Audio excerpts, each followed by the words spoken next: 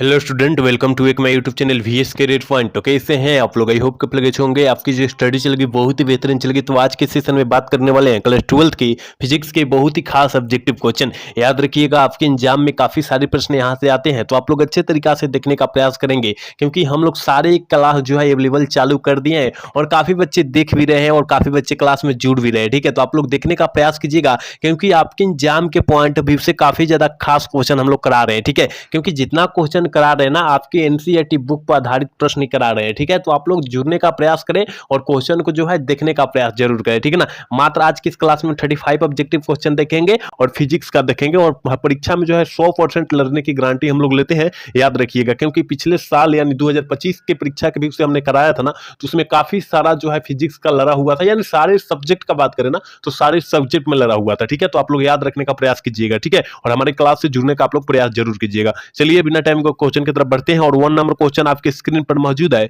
कह रहा है कि परावैद्युता का एक सही मात्रक जो होता है वो क्या होता है? सारे बच्चे को पता होना चाहिए, क्योंकि यह 2023 में यह प्रश्न पूछा गया है कि परावैद्युतांक का SI मात्रक जो होता है, याद रखिएगा, coulomb square newton inverse meter inverse 2 होगा। ठीक है, याद रखिएगा, जो बच्चा ऑप्शन ए वाला टिक कर रहा है बिल्कुल सही होगा, 1 का ऑप्शन ए होगा। याद रखिएगा, ठीक है, हमारे साथ आप लोग भी आंसर को टिक आउट करते चलिएगा। जहां डाउट होना वहां कमेंट जरूर करना है आपको। चलिए अगला क्वेश्चन क्या कह रहा है? अगला क्वेश्चन कर रहा है, यानी 2 नंबर क्वेश्चन कर रहा है कि विद्युत फ्लक्स का SI मात्रक क्या होता है? आपको पता होनी चाहिए कि फ्लक्स का SI मात्रक जो होता है newton coulomb inverse meter square होता है, ये भी होता है, और बोल्ट गुने मीटर भी होता है। क्या होता है?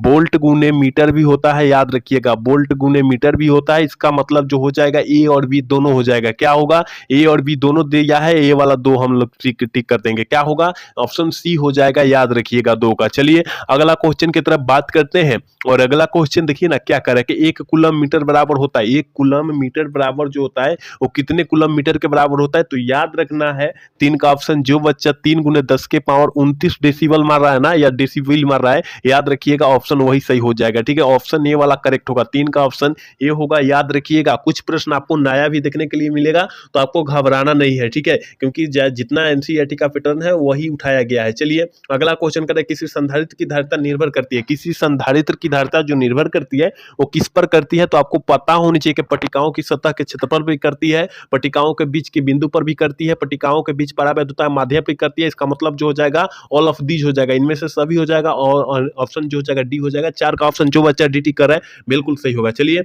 अगला क्वेश्चन क्या कर रहा है? अगला क्वेश्चन कर रहे हैं ना, 5 नंबर क्वेश्चन करे कि संधारित्र कितने प्रकार के होते हैं? बहुत ही खास ऑब्जेक्टिव क्वेश्चन है यह क्वेश्चन, जो है काफी ज्यादा खास क्वेश्चन है कि संधारित्र जो होता है वो कितना प्रकार का होता है। तो याद रखिएगा मेरे भाई, संधारित्र जो होता है 3 प्रकार का होता है। याद रखना है, ऑप्शन बी वाला सही होगा, 5 का ऑप्शन बी होगा। याद रखिएगा। अगला क्वेश्चन 6 नंबर क्वेश्चन करें, आवेश के पृष्ठीय घनत्व के लिए सही है, आवेश के पृष्ठीय घनत्व के लिए जो सही है वो कॉमन सही है, जल्दी से जो है 6 का ऑप्शन बतला दीजिए क्या होगा। ठीक है, तो 6 का ऑप्शन जो हो जाएगा वो बी हो जाएगा। क्या होगा? बी होगा। याद रखिएगा, आवेश के पृष्ठीय घनत्व के लिए जो होता है क्यू बटा एम्पियर होता है। ठीक है ना। चलिए अगला क्वेश्चन यानी 7 नंबर क्वेश्चन कर रहा है कि किसी पदार्थ का परावैद्युतांक नियतांक हमेशा होता है, किसी पदार्थ का परावैद्युतांक नियतांक हमेशा जो होता है वो कितना होता है, यही पूछा जा रहा है। ठीक है, तो 7 का ऑप्शन जो बच्चा सी टिक कर रहा है बिल्कुल सही होगा, क्योंकि हमने कल के भी क्लास में 1 से कम बतलाया, 1 से अधिक बतलाया था। याद रखिएगा। ठीक है, ऑप्शन सी वाला सही होगा। क्या होगा? 7 का ऑप्शन क्या होगा? सी होगा। याद रखना है। देखिए जितना क्वेश्चन कराया जा रहा है आप लोग अच्छे तरीका से याद रखने का प्रयास करेंगे। कह रहा है 8 नंबर क्वेश्चन कर रहा है कि गोलीय चालक के रूप से पृथ्वी की धारिता जौन होगी वो कितनी होगी? पृथ्वी की धारिता जौन होगी वो 7 से 11 माइक्रोफैराड होगी। ऑप्शन बी वाला सही होगा, 8 का ऑप्शन बी होगा। याद रखिएगा। 9 नंबर क्वेश्चन कर रहे हैं कि आवेश के सतत प्रवाह को क्या कहते हैं? आवेश के सतत प्रवाह को हम लोग क्या कहते हैं? तो आपको पता होनी चाहिए मेरे भाई कि आवेश के सतत प्रवाह को हम लोग कहेंगे, याद रखिएगा, विद्युत धारा कहेंगे, जिससे हम लोग विद्युत धारा का SI मात्रक क्या पढ़े हैं? एम्पियर पढ़े हैं, जिसे ए से सूचित करते हैं, आप लोग जानते होंगे। ठीक है, हम लोग जितना एक्स्ट्रा क्वेश्चन बतलाएंगे उस क्वेश्चन को अच्छे तरीके से याद रखने का प्रयास करेंगे आप लोग। अगला क्वेश्चन की तरफ बात करेंगे, यानी 10 नंबर क्वेश्चन करें, वैसे पदार्थ जिनकी प्रतिरोधकता चालक और अचालक के बीच होता है उसे हम लोग क्या कहते हैं? उसे कहा जाता है, क्या कहते हैं? जल्दी से बतला दीजिए। 10 का ऑप्शन क्या होगा? तो याद रखिएगा, अर्धचालक कहते हैं मेरे भाई, अर्धचालक कहते हैं। 10 का ऑप्शन बी होगा। याद रखिएगा। अगला क्वेश्चन की तरफ बात करेंगे, यानी 11 नंबर क्वेश्चन कर रहा है कि सेलों का आंतरिक प्रतिरोध अधिक होने पर उनमें अधिक प्रबलता की विद्युत धारा प्राप्त करने के लिए क्या करना चाहिए। जल्दी से जो है 11 का ऑप्शन बतला दीजिए क्या हो जाएगा, तो उनसे समांतर क्रम में जुड़ना चाहिए। ऑप्शन ए वाला सही हो जाएगा, 11 का ऑप्शन ए होगा, याद रखिएगा। अगला क्वेश्चन यानी 12 नंबर क्वेश्चन क्या कर रहा है कि किरचॉफ का प्रथम नियम सीधा संबंध रखता है। किरचॉफ का जो होता है, किरचॉफ कहिए या किरचॉफ कहिए, उसका प्रथम नियम जो होता है संबंध किससे रखता है, तो याद रखिएगा वो जो संबंध रखता है ना, तो याद रखिएगा वो किससे रखेगा, आवेश के संरक्षण सिद्धांत से रखता है। ऑप्शन ए वाला सही होगा। 12 का ऑप्शन जो बच्चा ये टिक करा बिल्कुल सही होगा, याद रखिएगा। और ये क्वेश्चन यहां से पूछा जाएगा कि यहां पर जो होता है, चलिए यहां नहीं बतलाएंगे, वो क्वेश्चन मिलेगा आगा। कह रहा है 13 नंबर क्वेश्चन कह रहा है कि किलोवाट घंटा जो होता है, मात्रक जो होता है, किसका मात्रक होता है। किलोवाट घंटा जो होता है वो किसका मात्रक होता है मेरे भाई, तो याद रखिएगा ऊर्जा का मात्रक होता है। किसका, ऊर्जा का मात्रक होता है। और पूछा जाएगा कि 1 किलोवाट, कहेगा 1 किलोवाट घंटा में कितना जो होता है जूल होता है, तो याद रखिएगा 3 गुने 3.6 गुने 10 के पावर 6 जूल होता है मेरे भाई, 10 के पावर 6 जूल होता है।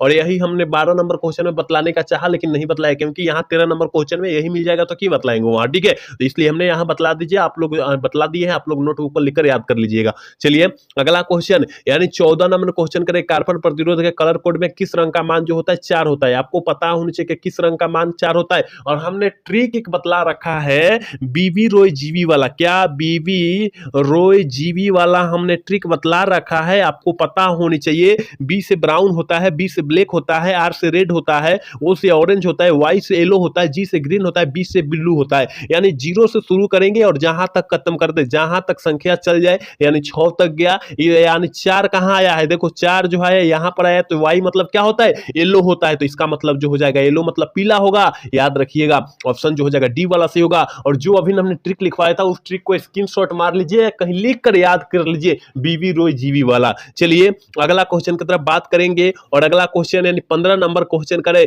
विद्युत वाहक बल की बीमा होती है। आपको पता होनी चाहिए मेरे भाई कि विद्युत वाहक बल की बीमा जोन होगी आई, जिसे आई की जगह हम लोग ए भी लिख सकते हैं, A inverse meter L square T के पावर -3 लिखेंगे। याद रखिएगा आई मतलब धारा होता है, इसलिए जो है हम लोग लिखे। चलिए ऑप्शन डी वाला सही होगा, क्योंकि यहाँ आई दिया है तो आई ही मारेंगे हम लोग, ठीक है। चलिए अगला क्वेश्चन करें कि जब किसी चालक से विद्युत धारा प्रवाहित की जाती है तब चालक के चारों ओर उत्पन्न होता है। जब किसी चालक से विद्युत धारा प्रवाहित की जाती है तब चालक के चारों ओर उत्पन्न होता है। तो चालक के चारों ओर क्या उत्पन्न होता है, तो विद्युत चुंबकीय क्षेत्र उत्पन्न होता है। क्या होता है, चुंबकीय क्षेत्र उत्पन्न होता है। 16 का ऑप्शन ए हो जाएगा, याद रखिएगा। मैं जितना क्वेश्चन करा रहा हूं आपके एग्जाम के पॉइंट ऑफ व्यू से काफी ज्यादा खास क्वेश्चन करा रहा हूं, तो आप लोग याद रखने का प्रयास करेंगे। चलिए अगला क्वेश्चन यानी 17 नंबर क्वेश्चन करें कि किसी धारामापी की धारा सुग्राहिता बढ़ाने पर उसकी वोल्टेज सुग्राहिता क्या होती है। मतलब उसकी वोल्टेज सुग्राहिता में जो होती है क्या मतलब कंसेप्ट लगता है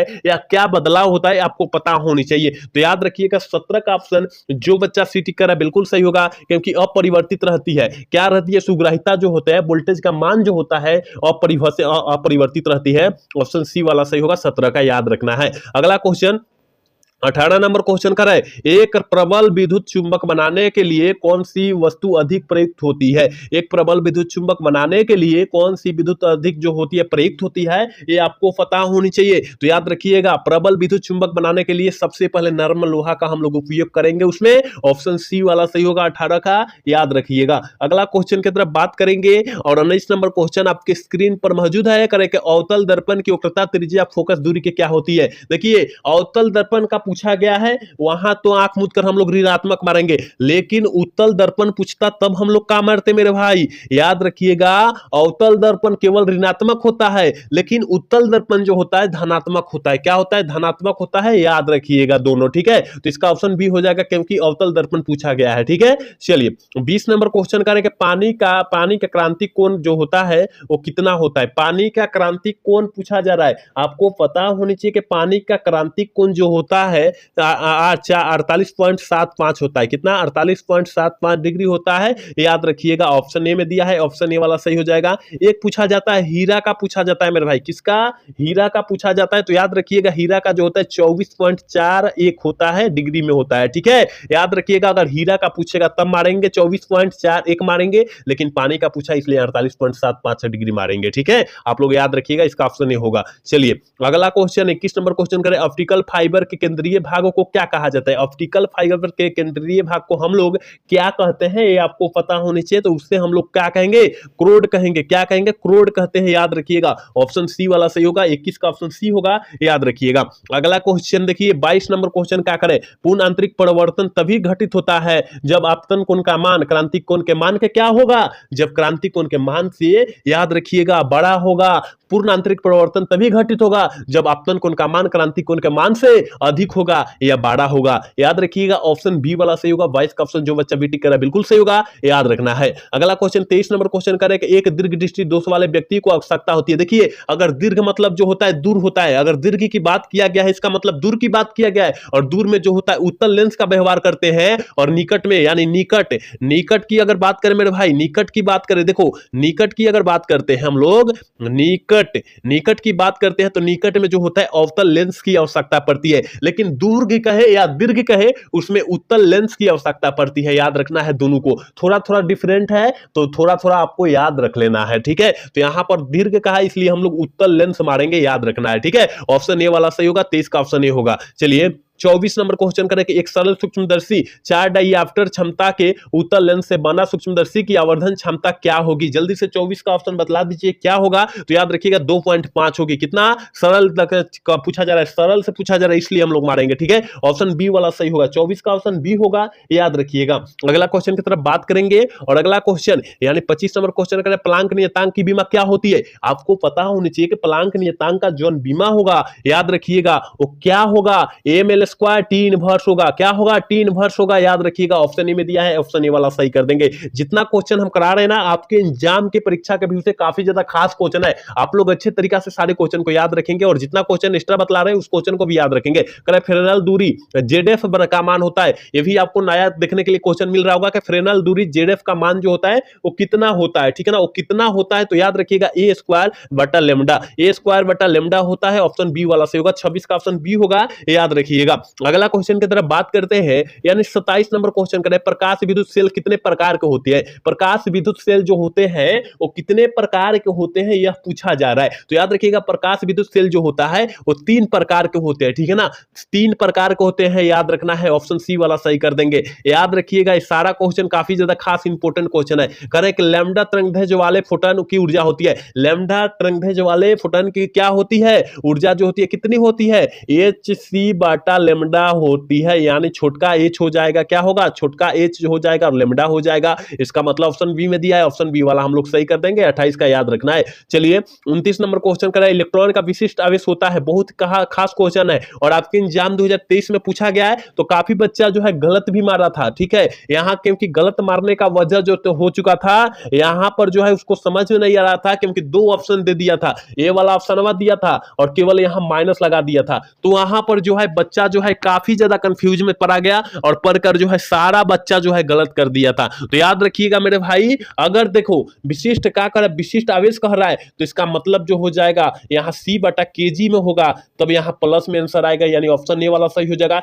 लेकिन केजी बटा सी होगा, केजी बटा सी होगा, इसका मतलब जो हो जाएगा, इसका आंसर जो हो जाएगा माइनस में आएगा, ठीक है ना, -11 हो जाता, ठीक है। तो यहाँ पर आप लोग ध्यान देंगे। चलिए आज के क्लास के लास्ट क्वेश्चन है, यानी 30 नंबर क्वेश्चन है, करें कि नैंड गेट का बुलियन व्यंजक क्या होता है, और 4 बुलियन व्यंजक होता है, जैसे कि or gate, nor gate, and gate, nand gate. तो नैंड गेट का बुलियन व्यंजक पूछा गया है, तो नैंड का हम लोग मारेंगे a डॉट बी के पावर बार बराबर y। अगर पूछेगा एंड गेट के पूछेगा तो ए डॉट बी बराबर वाई, ए डॉट बी बराबर वाई। अगर और गेट पूछेगा तो यानी ए प्लस बी के ए बराबर बी बराबर वाई होगा, ए प्लस बी बराबर वाई होगा। अगर यहां पूछेगा नॉर का पूछेगा, ए नो आर नॉर का पूछेगा, तो यहाँ ए के ए प्लस बी के पावर बार बराबर वाई लगा देंगे, याद रखिएगा। क्या पूछेगा? अगर नॉर का पूछेगा, देखो मेरे भाई, अगर नॉर का पूछेगा, एन ओ आर नॉर का पूछेगा, तो ए प्लस बी के पावर बार बराबर वाई लगाया गया, लेकिन सब याद रख लीजिएगा, ठीक है। तो नैंड पूछा गया है